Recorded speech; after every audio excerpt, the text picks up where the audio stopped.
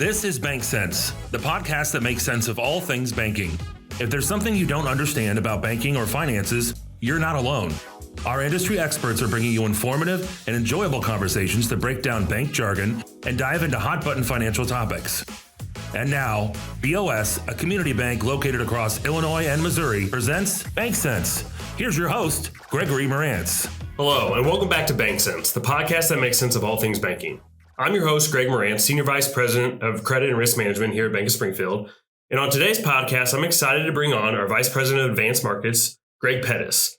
Today's going to be the start of a three-part journey with Greg, starting off with our financial planning in your 20s. So first off, Greg, I want to welcome you to BankCents. Appreciate it, Greg. Great to be here with you. So we're excited to have you on, but before we really dig into the meat of the podcast, I'd like you to give our listeners a little bit of a background about yourself, how long you've been at the bank, but also how long you've been doing financial planning. I'm pleased to be here in my second year, and for 38 years in the business, I've been helping clients with holistic financial planning. And what I mean by that is comprehensive. We take what the attorney has been saying, what the CPA is advising, what their investment people have been doing, and we tie it all together in a blueprint. So often we hear from people, Greg, that have a lot of people in place for their team. They have a lot of puzzle pieces there, but they've never really put it together in one objective overview. So we do fee-based financial planning as a CFP, so a certified financial planner. Okay. Yeah, and I'm excited to get into it. And this first episode is really going to focus on, the beginning of your career, the beginning of your life outside of high school or college. 20-somethings. Yeah, focus on the 20-somethings and, figuring out the rest of your life, because that's a pretty easy thing to do, right? I don't know about that.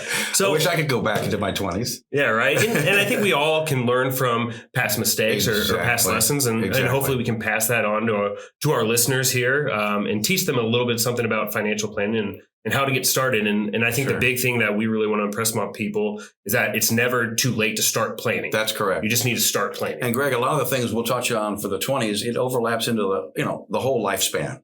Mm-hmm. Those crucial elements that we're talking about today. Yeah. So I know the first topic we really want to dive into is, financial matters when it comes to if you're in a relationship and how you're going to plan for the future of that. And a lot of these items are going to apply to people as well if they're not in a relationship. Yes, that's for sure. The theme here is the earlier you can start to just talk about various elements of a financial plan, the better. Mm-hmm. And whether or not you're in a relationship or not, the key is that you've complete disclosure to whoever that is working with you about debt, credit scores, ask for help to get those raised, and help and help will come. And also, the earlier you can start investing. There's a study that was put out recently of a 20-year-old who put $5,000 a year into a Roth for 10 years. And if it received a 10% rate of return, that turned into $1.68 million. Wow. When they were 60. So just 10 years of investing. Now, the older brother waited till he was 30, and he put the same $5,000 into his IRA for 10 years and had $1 million less when he was 60. So, even if it's a Roth, and that's really a key, the Roth, if you have any earned income, even below your 20 years age, any child can have a Roth. They can put 100% of their W-2 income into a Roth if they earned that. Yeah, and it's so incredibly important to start early. Yeah. We've had on some of our other podcasts minor savings accounts and whatnot. Yes. Start kids young, teach them how to save, teach them how to budget, and it's going to go a long way for them in the future. Sure enough. I kind of want to dig in a little bit more about, that first topic of when you're having those discussions with your significant other or your partner. Yeah. What other tips would you say is a good starting point in those discussions to really make sure you're addressing? I think we should bring all the assets and liabilities to the table, and I call this an own and owe list. Okay. And not just who owns something, but how it's owned. Just for example, if someone said to me, well, Greg, I have this asset in joint ownership. Well, that could be 3, maybe 4 different kinds of joint ownership. Joint tenants with rights or survivorship, completely different at the passing of the tenant than it would be the tenants in entirety or tenants in common. Sure. Yeah. So having that list and making sure you understand that ownership is very key when a financial plan is looked at down the road. And I think also distinguishing between one's needs, wants, and wishes. Yeah. In our plans that we generate, we actually divide those out and we give them scores from 1 to 10, 10 is an absolute necessity you cannot live without. Like money for the budget. Yep. When we rank those from needs at 10 into the wants in the 6 and 7s and down to the wishes, the bucket list. Mm-hmm. They get scored 1 or 2 or 3. Yeah. I'm glad you said that phrase, needs versus wants. That's been a resounding theme in a lot of our podcasts that we've talked about. When you're planning, you really need to align, what are those true needs and what are those true wants? And they change over time, don't they? Yeah. They change. Yep. Someone's wants could become a need. Someone's wants could become a wish. They can move up and down the scale. And so it's so important that we don't just plop a financial plan down on the desk and say, here's the plan, but that we really introduce it as a process. Yeah. This is a planning process that we'll review regularly. Yeah. And I think that's important to do, is to make sure you're writing that plan down, whether it's you're doing that with another person or if you're even doing it individually, to have that plan and have your goal set out. That will take you a long way into being more financially sound as an individual or as a team. For sure. So you have this financial plan aligned, and then what is a good next step for somebody who's just in their 20s, who's starting to build somewhat of an asset base of savings accounts or retirement accounts and whatnot? What would be a good next step for them just planning for the future? In my experience, less than, a third of Americans have a will. Just a basic financial cornerstone document. Wills, trusts, powers of attorney, both for healthcare and financial. Yeah. And living wills and so forth, to take that, and healthcare directives if you want to go even deeper on what I want done if I'm incapacitated. So, especially if you're in their 20s and you have minor children, you've got to go to an attorney, get that will drafted, have guardians listed for your minor children, have custodians for the money for your minor children, since they can't inherit the money till they're 18 in Illinois. Yeah. And even if you're not in a relationship, if you're single in Illinois, and you pass without a will, it's called intestacy succession. Okay. Your estate will go through intestacy, and without any will, half of your assets will go up to the parents and half to your siblings. Okay. If you're single. Is that what the person really wants? Yeah. Wow. Yeah, that's interesting. I know that's a topic, all those topics, wills, power of attorneys. It's not necessarily a particularly fun discussion to have with your significant other, or even for yourself if you're a single individual. It's about worst case scenarios. Yep. Yeah. It's not fun. Yeah. But it has to be done, because without it, your plan is so incomplete. It's open to all kinds of risks.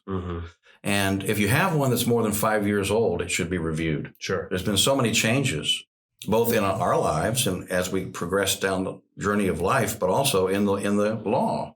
There's changes going on.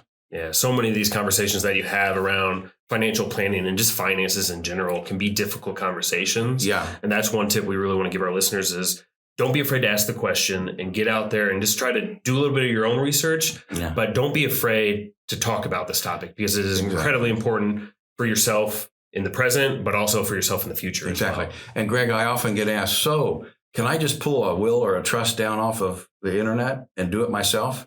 And I like to answer with the analogy, you know what? I'm often, in the kitchen, and I try my best to cook and do it myself. And if it's a snack, I pop it in the microwave, no problem.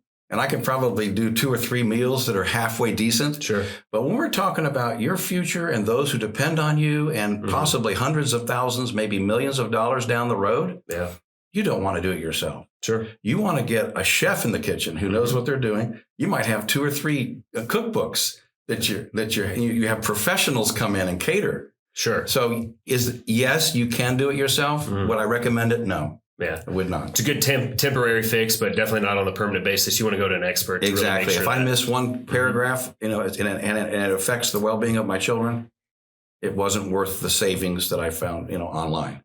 Well, so you have, all these items in your financial plan, starting to figure them out and starting to understand them. The next topic I really want to dive into is the topic we've addressed before on the podcast, but it's into a budget and figuring that out. The bad word budget. Right. So what are your tips and tricks with regards to the budget and, planning your finances day to day and long term as well? Well, I think many couples, they should begin to think in terms of day-to-day finance. How many accounts do we need? Does the budget run through one account that we both share jointly, or is there a joint account with bills and then her account, his account, or his, with individual accounts for individual needs or wants or wishes? And I think couples should also have an agreed upon dollar amount that they can spend without permission from the other significant partner. And I think that often can be an area of conflict. Sure. In the budget is, well, what's this $300? Well, that was for the Cardinal game. I thought that you were okay. And then, that becomes a $500 this or that, a hobby. Yeah. Why would you want to go watch that team anyways? Right? Yeah. So I think the most important part of the budget I would like to address is the foundational pieces of life insurance and disability income insurance. And so the question is, who in my plan depends on my income? And even in our 20s, that's a very important question to ask. Yeah.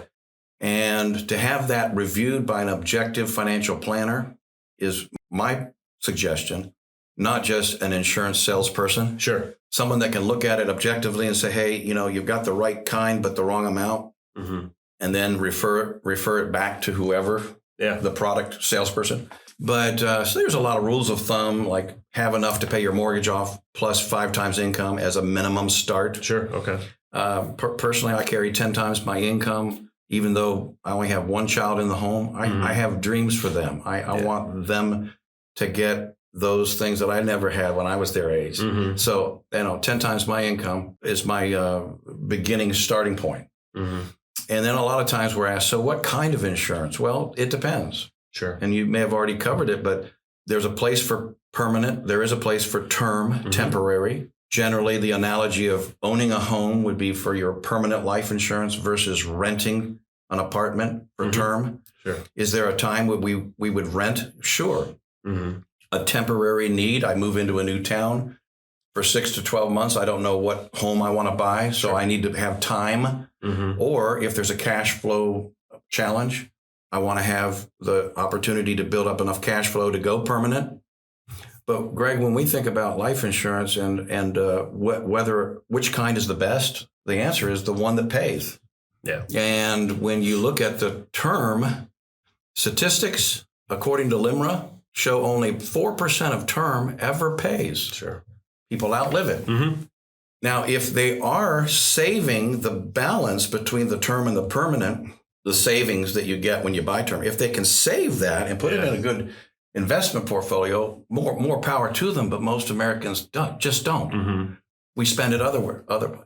So, the question of whether permanent or term insurance is a key one, and we'd cover it when we sit down with our clients. Yeah. Disability income insurance is the most underutilized and the biggest gap in everyone under 50. Because the chances of being disabled are much higher in your 20s, 30s, and 40s and 50s than dying.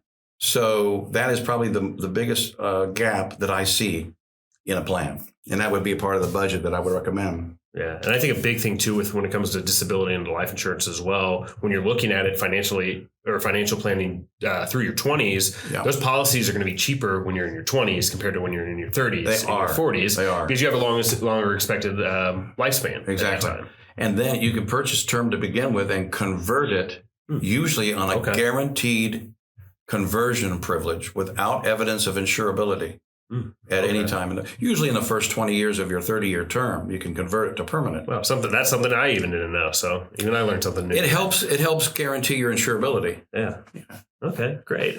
Well, we really appreciate you coming on the podcast today. I think we really hit at some really important topics. Thank you. You could go on for days about this. And I'm excited for the next 2 parts in our series, financial planning in your 30s as well as financial planning in your 40s. For sure. And see what we really can talk about. Just to briefly go in, just to kind of recap what we've talked about so far today, we really talked about having that discussion with your partner or even with the important people in your life about having a plan and a budget moving forward. We talked about wills and powers of attorneys and life insurance and disability. Yes. Is there anything else you really want to impress upon our listeners or communicate to them? Yes. Just some final tips? And that would be, don't be frustrated by the myriad of things that you heard today. Just take one step. Just one step at a time and get one thing done that you've heard today. You'll feel a lot better. You'll be encouraged, and you can then take the next. Yeah, well said. And I think that's our big theme here is we want you to take away one item from this podcast, something you can learn from, something you can ask a question about in the future, and hopefully it improves your financial literacy and you're able to succeed even better in life. Absolutely. So we really appreciate you coming Thanks on. for having me, You've Greg. definitely been our most well-named guest so far. I have to compliment you on that. Yeah. So I really appreciate your input and thoughts. I want to thank everyone for listening today. We really enjoyed having Greg on today to talk about financial planning. As always, if you have any questions or comments, please leave them in our comment section below. Thanks again for listening. Until next time. Is there something about banking that doesn't make sense to you? Submit your questions to us on Instagram Messenger or by email, BankCents@bankwithbos.com. Or if you're watching this on YouTube, comment below. We're happy to give you our 2 cents on a wide range of topics. Thank you for listening on Spotify, YouTube, or wherever you get your podcasts. And please leave us a 5-star rating and review so we can continue to bring you more educational content. Thank you for listening, and we hope you join us on the next episode of BankCents.